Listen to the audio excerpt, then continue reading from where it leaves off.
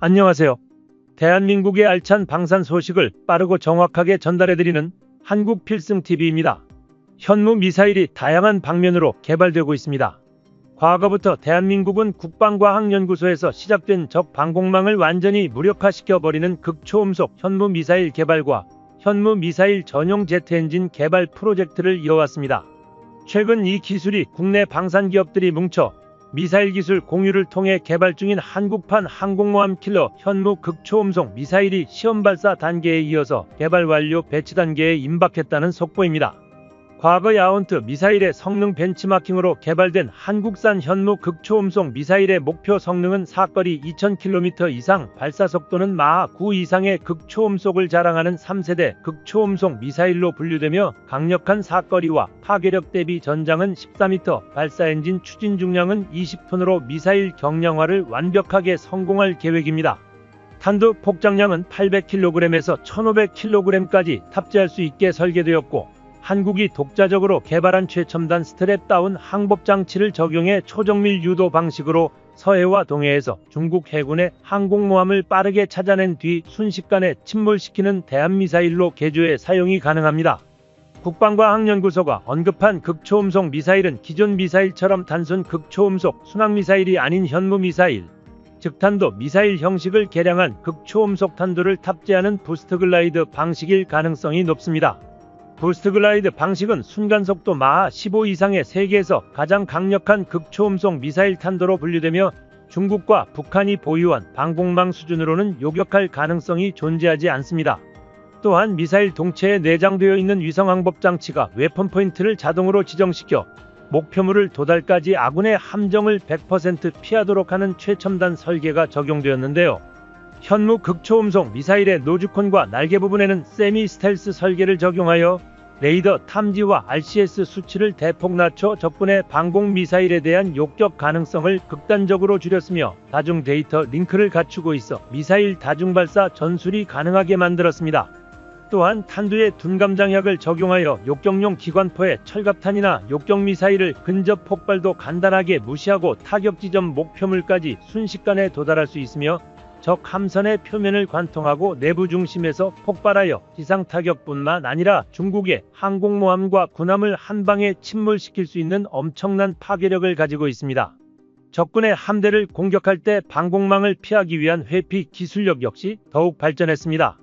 미국산 타이푼 미사일보다 강력한 추진 성능을 가진 극초음속 현무 미사일의 엔진은 미사일 측면에 공기 흡입구를 가지고 있어 복잡한 회피 기동 상태에서도 안정적으로 램제트 엔진에 공기를 공급해 줄 수 있는 덕분에 단순히 좌우로 움직이는 기존 9세대 미사일의 회피 기동 방식과 달리 위, 아래 대각선 기동은 물론 KF-21 전투기처럼 기동하는 시스템인 기동과 팝업 기동 등 차세대 대한미사일답게 복잡하고 다양한 회피 기동을 완벽하게 구사할 수 있게 되어 적군의 방공망을 가볍게 무시해버리고 신속하게 목표물을 침몰시킬 수 있게 설계되었습니다.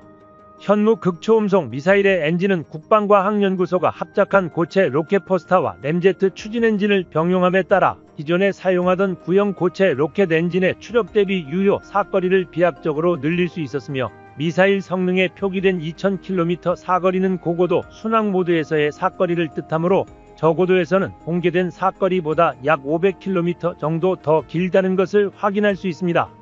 오래전부터 한국은 군사 기술 협력을 통해 대한미사일을 개발한 역사가 존재합니다.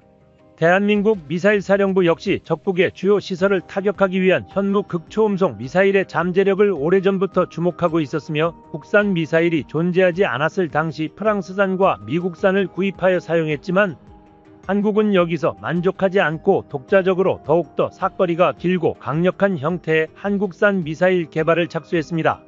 그리하여 국방과학연구소는 극초음속 미사일 엔진의 초석이 되는 일명 순항 미사일 형태, 한국 역사상 최초의 대한미사일로 불리는 해룡미사일을 개발하는 데 성공했지만 해룡미사일은 반능동 레이저 유도 방식을 사용해 해무가 끼는 상황에서 명중률이 급격하게 하락하는 단점이 존재했습니다.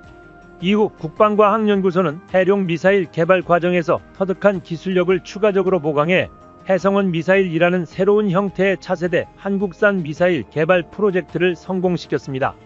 특히 개발 과정에서 가장 핵심적인 고성능 터보팬 제트 엔진 개발에 성공할 수 있었던 건 국방과학연구소와 한국의 순항 엔진 개발 기업들의 군사기술 공유 도움 덕분이었습니다.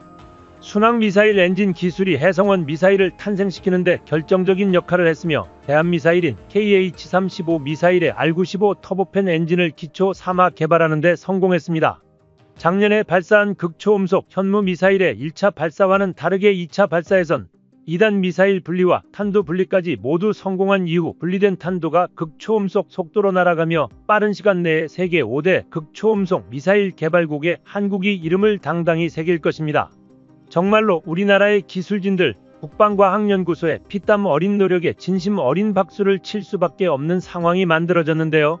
즉, 지금 이 시간부턴 말 그대로 극초음속 순항 램제트 엔진을 우리나라가 직접 보유했다는 의미이며 미사일 추진체 용도라면 한국은 핵무기에도 동일하게 사용 가능한 대륙간 탄도 미사일 발사를 성공한 것과 다름없어집니다. 현대 시대의 극초음속 미사일 발사체의 탄도 운반 방식은 핵무기에도 동일하게 적용 가능하며 공중에서 순항 속도는 마하 9 이상, 순간 속력은 마하 15 이상에 달합니다. 이 정도는 ICBM과도 동급으로 취급되는 수준이며 50톤급 추력을 갖춘 한국산 군용 엔진 4개가 합쳐진 200톤급 엔진의 클러스터링이 작동함에 따라 한국형 발사체 미사일의 1단 추진기관부터 시작해 2단 추진기관이 작동된 이후 추력체 분리와 3단 추진기관 작동까지 진행되면서 세계적인 미사일 기술 강대국의 상징 중 가장 핵심 요소인 극초음속 대륙간 현무 미사일 기술을 우리의 기술력으로 독자적으로 보유하게 되는 것입니다. 과거 R-95 엔진의 설계도를 포함해 운영 방식과 부품까지도 모두 한국이 습득했었고 이때부터 국방과학연구소는 끈끈한 신뢰도와 함께 민간 방산 부품 기업들과 미사일 기술력을 공유하는 관계가 본격적으로 시작되었습니다. 이에 대한 보답으로 러시아산 대한미사일의 원천 기술을 공유받게 되었으며 그렇게 러시아의 기술 이전을 받아 국내에서 개발된 SS-760 로켓 엔진은 해성원 대한미사일뿐 아니라 한국의 추적 주력 순항 미사일인 현무3 미사일에도 탑재되어 있으며 현재는 기술을 응용시켜 한국의 독자적인 기술력으로 터빈 블레이드를 100% 국산화한 SS-750K 엔진으로 대체했습니다. SS-750K 엔진은 한국산 극초음속 제트 엔진 개발에도 상당한 영향을 주었고 군사 기술 협력을 통해 개발된 한국형 램제트 미사일 엔진의 기술력은 KF-21 전투기에 사용되는 극초음속 미사일에도 유용하게 적용될 것입니다.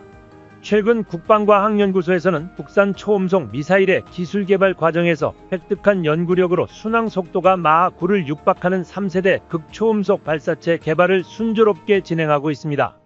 국산 초음속 미사일을 뛰어넘는 현무 극초음속 미사일의 개발 계획으로 강대국 한국이 세계 최강 성능에 대한 미사일을 개발하겠다는 포부를 당당히 밝혔으며 국방부는 서해와 동해에서 한반도 영해를 위협하는 잠재적 적국의 국지전 도발을 완전히 제압하기 위해 적군의 군함을 포착하는 순간 순식간에 침몰시키는 대한미사일을 끝없이 강화한다는 취지입니다.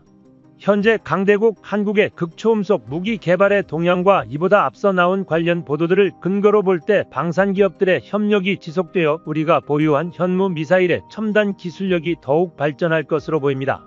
최근 미국의 전략사령부 분석 보고서에서는 한국이 보유한 현무5와 함께 차기 개발이 완료될 현무6 미사일을 사실상 핵탄도 발사체급 ICBM 전력으로 분류한 게 확인되었으며 이로 인해 국제사회 역시 우리 대한민국이 공식적인 핵도발체 보유국이란 것을 다시 한번 제대로 인지하게 되었습니다.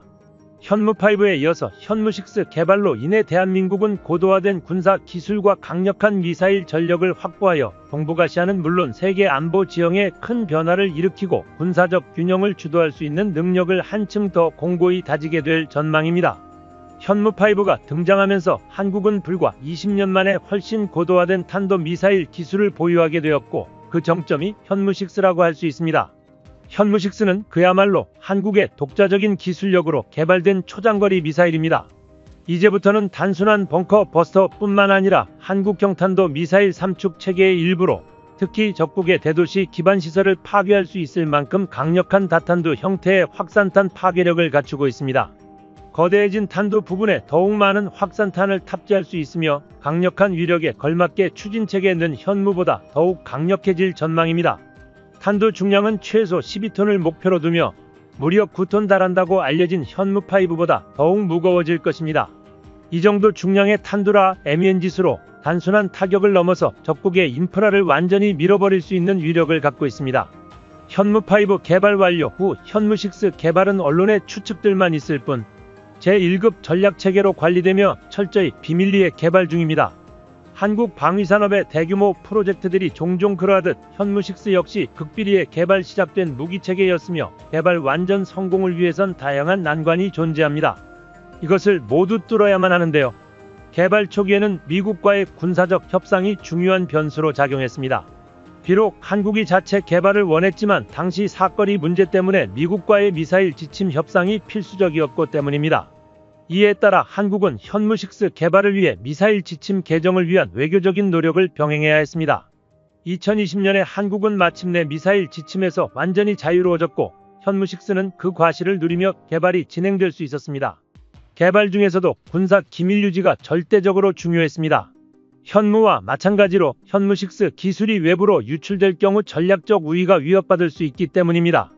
따라서 다양한 단계의 테스트와 개발 과정은 극히 제한된 인원만 접근할 수 있었고 실험 장소와 시기도 외부에 알려지지 않았습니다만 위성에서는 포착되어 현무5와 함께 현무6가 실시간으로 개발 중이라는 것이 언론에 알려지기도 했습니다. 이러한 개발 과정 덕분에 현무6는 개발이 순항할 수 있었습니다. 특히 현무6는 북한의 미사일 개발과 일종의 경쟁 구도를 형성해왔습니다. 북한은 수년간 방사포 장거리 미사일과 화성 개발을 지속하면서 한반도의 미사일 기술력 경쟁을 고도화시켰습니다. 이에 대응하기 위해 한국은 현무 시리즈를 점진적으로 개발해왔으며 현무6는 그 최종 단계에 해당됩니다. 특히 탄도 크기가 벙커버스터는 물론 이동식 발사대와 같은 전략적 시설을 타격할 수 있는 능력을 갖췄으며 여차하면 수소탄을 활용한 핵탄두 핵무기까지 탑재가 가능한 것이 현무6의 가장 중요한 특징 중 하나입니다. 북한이 주기적으로 화성탄도를 발사하거나 핵실험을 감행할 때마다 한국은 조용히 현무6통에 대응할 수 있는 능력을 강화해왔습니다. 현무6 개발 과정은 한국의 미사일 기술이 세계 군사 강국들과 견줄 수 있음을 상징적으로 보여줍니다. 미국, 러시아 그리고 중국과 같은 미사일 기술 선발국들이 주도하던 시장에 한국에 진입했다는 점에서 현무6는 단순한 무기 그 이상의 의미를 갖고 있습니다. 사실 20년 전만 하더라도 한국이 독자적인 탄도미사일을 개발할 수 있으리라 예상한 사람은 많지 않았습니다. 하지만 한국은 현무를 통해 세계적 수준의 미사일 개발 능력을 입증했고 이는 한국의 방위산업에 이제는 기술적으로 군사 강국들과 경쟁할 수 있음을 보여줍니다.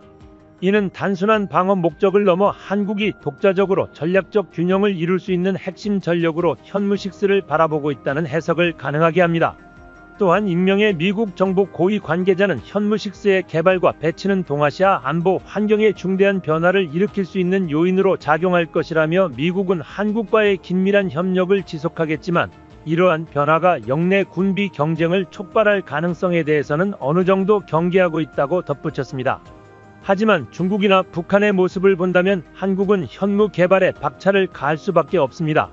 지난해 중국이 44년 만에 태평양을 향해 대륙간 탄도미사일 ICBM을 시험 발사하며 최근 중국군에서 한반도를 언급하는 일이 잦아지고 있습니다. 얼마 전 중국 측에서는 우리의 전쟁 방식은 하나의 사명에 속박해 있을 수 없다며 어떤 세력이든 중화의 근본적 이익을 취하려 든다면 반드시 타격을 결행하겠다고 언급했습니다. 중국산 둥펑 미사일을 활용한 중국 고유의 핵무기 체계까지 가동할 수 있다는 것을 과시하며 한반도의 현무 미사일이 중국을 위협하고 있다는 언급을 했습니다. 특히 중국에서는 한국이 공개한 현무5와 미국의 핵탄두가 결합될까봐 안절부절 못하는 모습이었는데요. 중국의 군사 전문가에 따르면 미군의 핵무기는 공중에서 폭발하기 때문에 지상의 모든 물체가 핵폭풍에 의해 사라진다 하더라도 중국은 수뇌부가 지하벙커에 숨을 경우 모두 무사하며 미국을 향해서 공격할 기회를 가질 수 있지만 한국군의 현무5가 중국을 공격할 경우 지하 300에서 500m를 뚫고 들어와서 폭발하기 때문에 중국군 수뇌부까지 몰살당할 것이라고 분석했습니다. 또한 중국 군사 전문가는 현무5에 대해 탄두 중량 8톤의 쇠덩어리가 우주로 날아갔다가 떨어질 때의 속력이 마하 10 이상이기 때문에 소형 행성이 지면에 충돌하는 것과 비슷한 효과가 나타날 것으로 전망되는데 이는 현무5가 지면에 충돌할 때 발생하는 충격파로 인하여 웬만한 도시 하나는 초토화되며 반경 수십 킬로미터 안에 있는 건물 및 생명체가 무사하지 못할 것이라는 뜻이라 말했습니다. 그러면서 솔직히 보유할 수는 있으나 사용할 수 없는 미국의 전술핵 무기보다 한국의 현무5가 더 무섭다는 말을 덧붙이기도 했습니다. 중국 군사 전문가들이 더욱 두려워하는 것은 최근 미 공화당 상원의 원들이 한국에 미국의 핵자산을 재배치하는 법안을 발의한 것입니다. 미국의 전술핵 무기가 비밀리에 한국군의 현무5에 탑재되어 발사될 경우 한국은 공식적으로 핵무기를 가진 적이 없고 미국은 핵무기를 발사한 적이 없기 때문에 중국은 실제적으로 핵미사일 공격을 받아도 핵미사일을 맞았다 표현할 수 없을지도 모른다는 것이었습니다. 이에 위협을 느낀 중국군 전략사령부는 미군이 위치한 주한미군 기지와 대만 그리고 미군이 위치한 일본 요코스카를 핵타격 지점으로 지정해 중국군의 미사일 훈련을 이어나가고 있습니다. 미국, 일본, 대만에 이어 대한민국까지 콕 집어 겨냥해 핵무기로 위협하고 있다는 것입니다. 최근 미국 정부의 보고서를 보면 이것은 확실한 사실로 확인되는데요. 중국은 둥펑미사일뿐만 아니라 한반도와 대만을 핵폭격기 비행훈련 및 타격 반경에 포함시킨 사실까지도 확인되었습니다. 중국은 지금까지 자기 무장 명분으로 둥펑미사일과 핵탄두를 개발해왔지만 앞으로는 전쟁방어 구실뿐만 아니라 말 그대로 시진핑의 이익 수호를 구실로 만들어 자기들이 사고치고 불리한 전황이 찾아온다면 한반도를 향해 핵미사일을 사용할 수도 있다는 의지를 처음으로 내비친 것입니다. 이처럼 중국은 군사력이 증강될 때마다 극과 극을 오가는 이중적인 발언을 망설임 없이 하고 있습니다. 중국이 미국에 대한 군도발을 시사했을 때도 중국군은 두 차례 한반도 타격 발언을 직접적으로 언급했습니다. 이로 인해 작년 해상 도발을 진행한 것입니다. 그런데 중국뿐만 아니라 북한의 도발도 갈수록 심해지고 있습니다. 북한군이 서해를 도발한 당시 민간인들은 모두 생업을 위해 집을 비운 때였으며 일부 포탄의 경우 최대 36km까지 우리 NLL에 침범했다고 밝히기도 했습니다. 최근 국방부 주관으로 방위사업 추진위원회를 열고 현무미사일 성능개량 사업 추진 기본전략 수정안을 심의 의결했습니다. 현무미사일 성능개량 사업은 잠재적인 추적, 중국군의 공항이나 항구 등 주요 표적을 정밀 타격할 탑재, 영탄도유 도무기를 국내 연구개발로 개량하는 사업입니다. 이 현무탄도 미사일은 인공위성 위치 정보유도 기술을 통해 중국산 공격미사일과 미사일 기지 등을 무력화하는 핵심인데요. 진지에서 쓰는 1형과 이동식 발사차량 탑재형인 2형 그리고 이지스함형 3형과 잠수함형인 4형으로 구분됩니다. 총 4축의 현무 미사일 개량형들이 탑재되어 한국군의 핵심 미사일 전략사령부 화력을 든든하게 담당하게 될 것입니다. 우리 군에서는 이 형을 내년부터 2034년까지 3조 5,600억 원의 사업비를 투자해 성능을 개량할 계획이라고 합니다. 방사청은 전술탄도미사일이 적 방공망에 요격되지 않도록 생존성을 향상시키고 적군의 지대공 미사일과 적 전투기 등 주요 위협에 대해 조기 대응을 할 수 있게 됐다는 입장을 전했습니다. 한편 한반도 미래포럼은 현무탄도 미사일 개량 사업이 감사원으로 인해 2년 이상 지연되는 고난을 겪었으며 현무탄도 미사일의 성능 개량 비화를 전했는데요. 현재 현무탄도미사일은 지난 합동참모본부와 국방과학연구소의 검토에 따라 다시 한번 성능 개량이 확정되었고 우리 군은 체계 개발 기간을 구축하고 일정을 잡았다고 전했습니다. 당시 우리 군은 핵심 기술을 개발하고 체계 개발 완료 후 현무5 미사일과 이것의 개량 형태인 현무6 미사일의 본격 양상과 배치에 들어갈 예정입니다. 국방정보장관은 현무탄도 미사일 수량의 긴급 수요를 보고 번개 사업이라는 이름 아래 빠르게 진행할 것을 지시했습니다. 개량형의 새로운 탄두를 장착해 시제품을 만들어 첫 시험 발사를 성공했고 첫 시험에서 표적으로부터 몇 미터 정도의 거리에 떨어졌다며 거대한 크기의 대형급 장거리 탄도 미사일이 5m 이내 명중을 목표로 시작했던 만큼 2년간의 체계 개발 단계에서 2에서 3m 이내로 줄이는 것은 크게 어렵지 않았다고 전했습니다. 다만 해결해야 할 문제도 남아 있습니다. 감사원은 미사일 유도 시스템 문제를 지적했습니다. 탄도미사일은 일반적으로 전파교란을 막기 위해 미군 GPS를 사용하지만 현무 탄도미사일은 국내에서 자체 개발한 정밀유도 시스템이 도입될 예정이었습니다. 하지만 아직 기술 성능이 완숙되지 않았다며 감사원의 이를 취소했습니다. 하지만 미국 군용 GPS를 사용하게 된다면 그 절차가 복잡하고 까다로운 통제를 받아야 하는 문제가 있습니다. 국산 GBN에서도 집중 투자와 기술 개발이 주어진다면 적군의 전파 교란을 막아낼 기능이 있었으며 성능에도 전혀 문제가 없었다는 사실이 밝혀졌습니다. 그러나 감사원이 현무탄도 미사일의 GBNS 대신 미국 군용 GPS를 써야 한다는 지적사항을 감사 결과에 넣으면서 우리 군은 감사원 지적사항을 이행하기 위해 미국과의 협상을 진행하는 과정에서 시간을 허비하게 되며 현무5 실전 배치도 더욱 느려졌다고 합니다. 한국산 부품에 대해서는 보다 까다로운 국책기관들의 입장을 이해하지만 이는 굉장히 아쉬웠던 사건으로 지적되고 있습니다. 다만 현무6부터는 국산 GBNS 성능을 보다 개량하여 사용할 것이라는 입장을 밝혔습니다. 특히 현무6에 대한 소식이 아름아름 퍼지면서 우리 국민들의 관심이 쏟아지고 있습니다. 현무6는 현무5의 개량형으로 알려져 있지만 국산화율이 보다 높아지고 성능은 더욱 대단해질 것으로 보입니다. 특히 고위력 현무 미사일 다양한 탄두 재료 및 탄두 형태 개발을 통해 탄두 중량 대비 실제 폭발 위력이 180%가량 상향되었다고 국방과학연구소가 직접 언급했습니다. 구체적으로 9톤의 탄두 중량으로 12톤의 폭발력을 이뤘다고 보고했습니다. 폭발 위력을 TNT 중량으로 환산함에 있어서 계산법이 동일하고 낙지 및 피해를 제외하면 비행무기 폭발의 피해 면적 계산에도 사용될 수 있습니다. 거기에 경미한 피해를 제외하면 방어력이 높은 구조물을 얼만큼 파괴시킬 수 있는지 계산이 가능해지는데 이 정도 고위력의 발사체의 탄두를 고폭탄이나 핵탄두로 바꿀 경우 정말로 가공할 만한 위력의 전략 무기체계가 비로소 완성되는 것입니다. 그런데 지금까지 한국이 개발 중인 고위력 현무탄도 미사일로 공개된 미사일은 여러 종류가 있는데 다양한 탄두 중량 및 사거리를 보유한 것으로 알려져 있습니다. 언론 보도에 오류라기보단 실제로 다양한 형태의 미사일이 병행되어 개발되고 있으며 탄두가 특수 금속으로 구성된 미사일은 모두 고위력 탄도 미사일이라고 불리는 것으로 추정됩니다.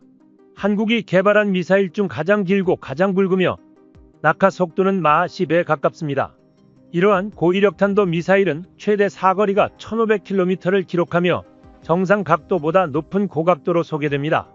고각 발사는 미사일의 고도를 높이는 대신 비행거리를 줄이지만 낙하 속도를 높여 운동에너지를 키우는 효과를 가져옵니다. 긴급 상황 발생 시 이러한 탄두에 전략핵무기가 탑재되거나 다탄두 형식의 신형 위성 무기체계가 탑재될 것이 분명합니다. 이에 대해 중국 정부에서는 한국은 더 이상 동북아시아의 군비 증강을 자극하지 말라며 즉각적인 반발에 나섰습니다. 하지만 중국의 행보를 살펴본다면 중국이 한국에 할 말은 없을 것 같습니다. 우주로켓 기술을 기반으로 미사일을 개발하는 방식은 주변국의 반발을 무산시킬 수 있는데 중국은 이를 택하고 있으며 한국 역시 마찬가지입니다. 그러나 중국의 신형 둥펑 미사일은 개발 일정을 보다 앞당기고 있기 때문에 아직까지 실전에서의 운영을 통한 신뢰성이 확보되지 않은 단점을 가지고 있습니다. 중국이 시인한 문제점이 적어도 아직까진 전혀 해결되지 않았다는 게 새롭게 확인되었으며 군사적인 문제와 별개로 중국은 경제력 대비 과도하게 국방비를 사용한다는 의견이 많아지고 있습니다. 미국의 퍼거슨 보고서 군사 칼럼에서는 우리 대한민국이 군사력을 끝없이 발전시켜 사거리 9,000km 이상 세계 3위 수준의 현무 미사일 보유국이 되려 하고 있다는 내용으로 시작해 대한민국이 이렇게나 미사일 전력을 증가시키는 건 중국과 일본에게 마지막 경고를 하는 것이나 마찬가지라고 설명했습니다.